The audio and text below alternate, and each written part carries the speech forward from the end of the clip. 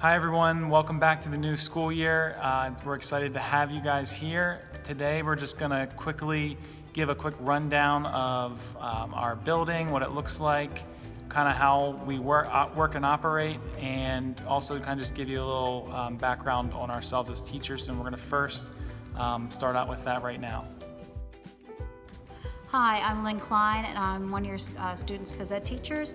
In the picture is a picture of me and my family over Mother's Day over the pandemic. A little bit about myself: I've been teaching at Carlisle High School for 29 years, so that means I had Mr. Lehman in class. I did my undergraduate work at Lock Haven University, graduate work at Western Maryland College. The other thing I am here is the team leader for the student assistance team, so if your student has an issue with mental health issues or drug and alcohol, you can reach out to me and we'll get them the help that they need. I'm also one of the co-directors for Herd 100. Unfortunately, we couldn't have that this year, but we are going to try to do something later this fall. It was nice meeting you all, and we'll chat soon. Hi everyone, my name is Sean Lehman. I'm the other phys ed teacher. I have been working in the district for, this is my 12th year now. I was down at the elementary level teaching phys ed for 8 years, and now we're entering our 4th year working together up here at the high school. That's a picture of my family, if I haven't already mentioned that. My wife and 3-year-old daughter, and we're actually expecting a baby boy in November, so I'm excited about that. Excited to work with your child this year, and just looking forward to a good year. Hi, let's take a quick tour of our facilities.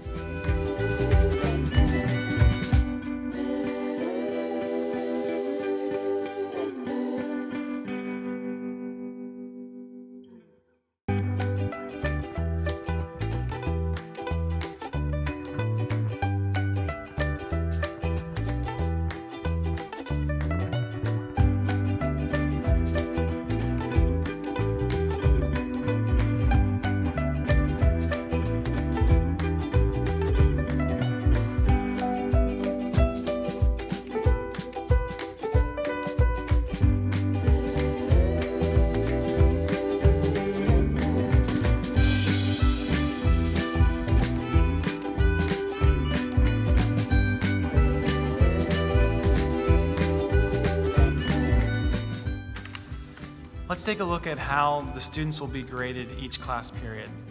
Each student will receive a daily grade based on the following criteria. They'll get a daily preparation grade, which is wearing their PE attire, their clothes, which we'll get into in a second. They get 5 points for that.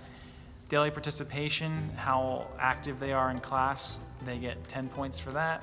And knowledge and skill acquisition, which demonstrates their knowledge of skill, and if they can apply them in a game situation, that would be worth 5 points as well, for a total of 20 points per class.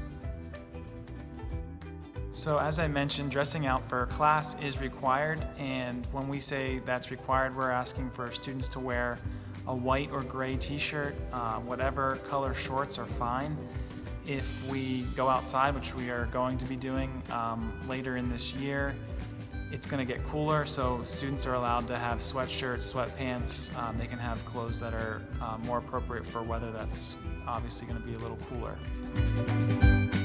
Also, because we will be going outside a lot, we are asking students to make sure they're prepared with another pair of shoes that they are willing to and able to take home each day that they have class, because especially our morning classes, the grass does get wet outside, and we wouldn't want anyone in wet sneakers for the rest of their day.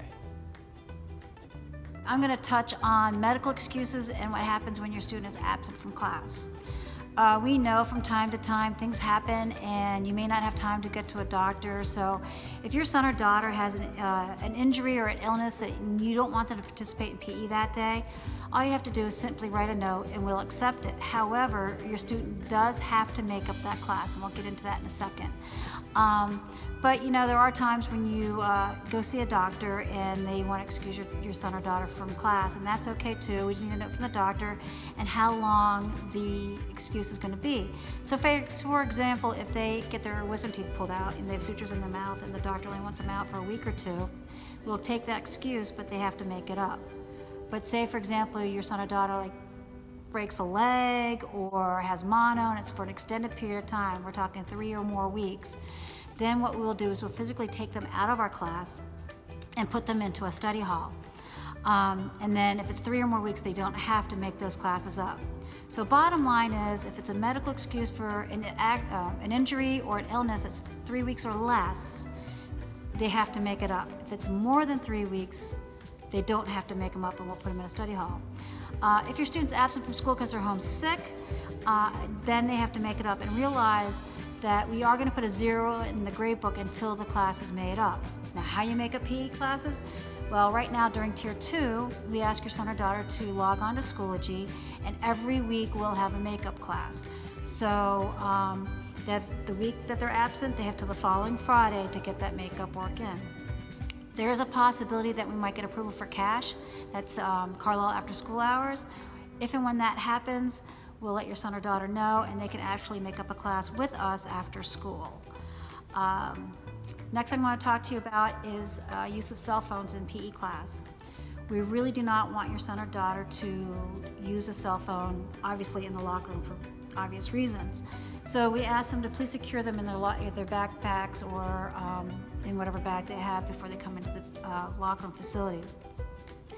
Also, if your son or daughter is sitting out to class because they have a medical excuse or they forget their PE clothes, again, we ask them not to use their cell phones. There will be times where they're allowed to use their cell phones, like if we're working out in a fitness center or if we're doing something outside and they want to listen to music, we'll allow that. I'd like to talk to you about the locker rooms. Typically, we would issue your son or daughter a lock and a locker, but during the COVID and Tier 2 situation that we're in, we're not going to be able to do that. But we do have a system set up where the lockers are color-coded. In the next slide, you'll see which periods use which lockers. That way, only one student's using one locker a day, and then they can be disinfected after each use. As far as activities we're going to do this year, again, because of COVID and the regulations that we have, doing team sports and contact sports are going to be very difficult. But some of the activities that we thought about doing that we could do socially distant are frisbee golf. We can play pickleball. We can play volleyball. Of course, we're going to have a fitness unit, both indoors and outdoors. Other activities we're planning on doing maybe include some yard games such as spike ball, can jam, ladder golf, that kind of thing. So I hope this gives you a good idea of what we're about and what we're going to do this year, and we look forward to working with your son or daughter.